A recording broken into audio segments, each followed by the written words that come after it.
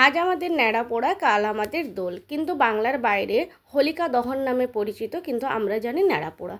তো বন্ধুরা, আমাদের মালটির বাইরেই আমরা ব্যবস্থা করেছি হোলিকা দহনের, এবং রাত্রিবেলা সবাই যখন ফ্রি হবে, সবাইকে নিয়ে তো কোনো একটা অনুষ্ঠান বা আনন্দ করা হয়, তো সবাই যখন ফ্রি হবে তখন কিন্তু এই হোলিকা দহন করা হবে, এবং তখন সবাই একসাথে সামিল হবে। আর আমরা কিভাবে সেলিব্রেট করলাম, কিভাবে আমরা পালন করলাম হোলিকা দহন, তোমাদের সাথে ছোট্ট করে একটা ব্লগে শেয়ার করছি।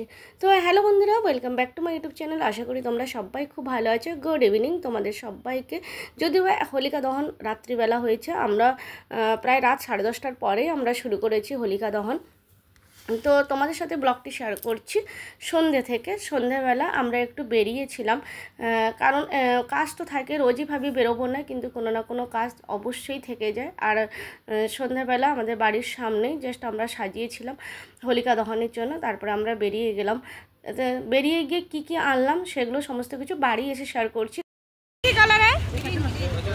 ग्रीन, रेड, रेड भी है ना बाबू? कौन सा कलर चाहिए बोल? যে কোনো একটা হলেই চলবে, আমার কোনো দরকার নেই।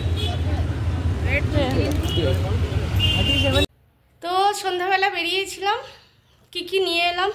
আজকে ভারী আছে, দেখেও মনে হচ্ছে যে ভারী আছে, অনেক কিছু আছে।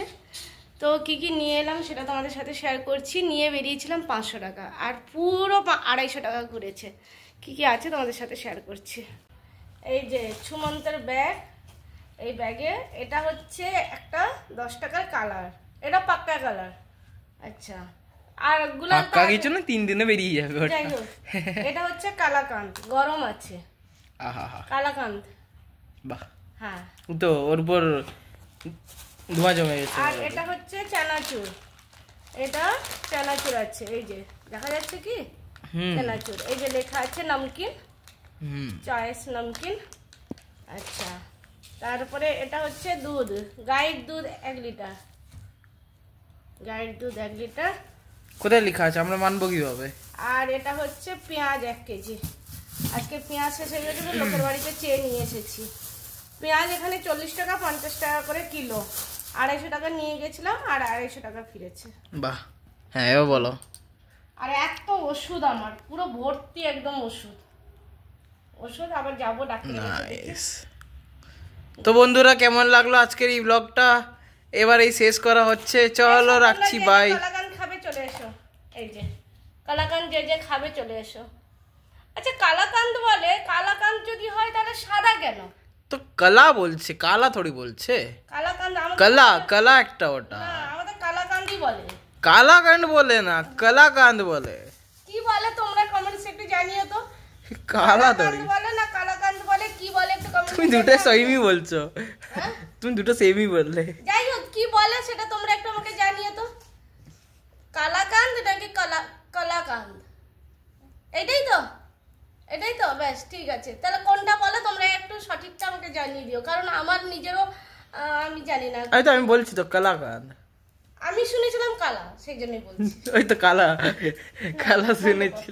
এর সাথে আরেকটা জিনিস তোমাদের সাথে শেয়ার করি। আমাদের বেডের ওপরে দুটো ডাস্টবিন থাকে, হ্যান্ডমেড ডাস্টবিন। এই ডাস্টবিন দেখো অলরেডি কিন্তু এত ভরে দিয়েছে যে তার পেট ফেটে গেছে। দেখো, তাও মানে তাকে জেঁকে জেঁকে রেখেছে। কি আছে এই দুটো ডাস্টবিনে, এটা তোমাদের সাথে শেয়ার করব। আর এই দুটো ডাস্টবিন কিন্তু আমাদের বেডের ওপরেই থাকে। দেখো, তোমাদের সাথে একটা শেয়ার করছি। কয়েকদিন আগেও তোমাদের সাথে শেয়ার করছিলাম, ওটা তো ফেলে দিয়েছি, তারপরে আবার জমে গেছে। এত কিছু জমানো থাকে। আর এগুলো হচ্ছে ছোটো মোটো খিদে পেলে তখন খাওয়া হয়। তো ছোটো মোটো খিদের কিন্তু কি কি থাকে তোমরাও একটা আইডিয়া পাবে যে ছোটো মোটো খিদেতে এইগুলোই মানে কি আর বলবো, তোমাদের বাড়িতে সবাই মোটামুটি জানো, কারণ সবাই আমরা টুকটাক করে থাকি, খেয়ে থাকি। তো ব্যাস, ওটাতে গজা ছিল, গজা কবেকার গজা জানি না, শেষ হয়ে গেছে। আরও 2-4টে ছিল, কিন্তু ওটাকে এরকম করে ফেলে রেখেছে। আর দেখো, এখানে পেন্সিলের ছিলকাও আছে অনেক। এটা হলো ছোট ডাস্টবিন, এটা বেশ মজবুত এই ডাস্টবিনটা। তারপরে এবার বড় ডাস্টবিন। ছোট ডাস্টবিনে এত কিছু বেরিয়েছে, এবারে যাচ্ছি বড়টাতে। বড়টাতেও দেখো অনেক কিছু, শুধু মানে খাওয়ার জিনিসই ম্যাক্সিমাম। ডাস্টবিন তো বটেই, বাট ম্যাক্সিমাম খাওয়ার যে প্যাকেটগুলো থাকে সেই প্যাকেটগুলো বেশি। চকলেট, বিস্কিট, চিপস, বড় বড় চিপস, ওরিও বিস্কুট। আর প্যাকেটগুলো খুব সুন্দর করে ভাঁজ করে রেখেছে, যেন কোনো কাজে লাগবে এরকম। এত সুন্দর করে রাখা হয়েছে। অবশ্য যে কোনো জিনিস ভালোভাবে গুছিয়ে রাখলে সেটা সেটা বেশি ভালো লাগে। যাই হোক গোছানো ছিল, ভালোই লাগলো। আর তার সাথে পেন আছে, আরও বেরোচ্ছে, শুধু ম্যাক্সিমাম বিস্কিট মানে খাওয়ারের প্যাকেটগুলো ম্যাক্সিমাম। তো আমি এই দুটো ডাস্টবিন, একটা স্টাডি টেবিলের উপরে রাখা হয় আর একটা বেডের উপরে রাখা হয়।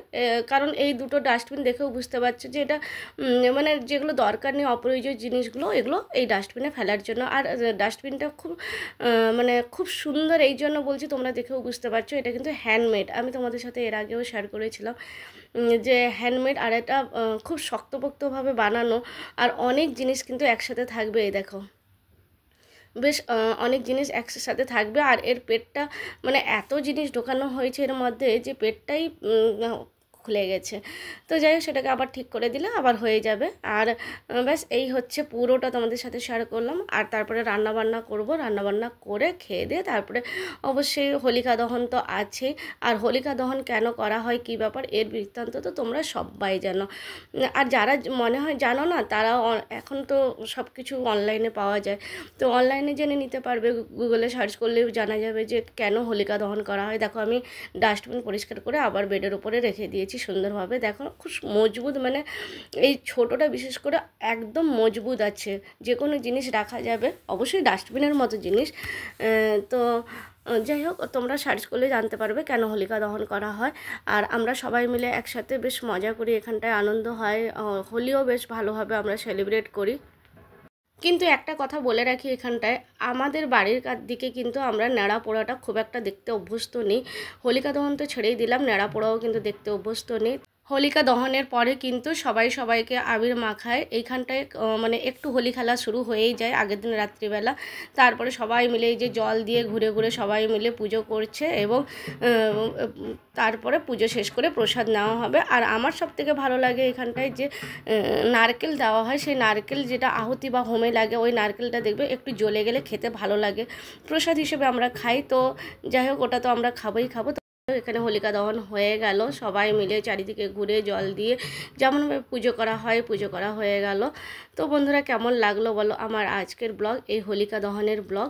যদি ভালো লাগে তাহলে অবশ্যই লাইক কমেন্ট শেয়ার করে দিও। নতুন বন্ধু হলে অবশ্যই পাশে থেকে যেও।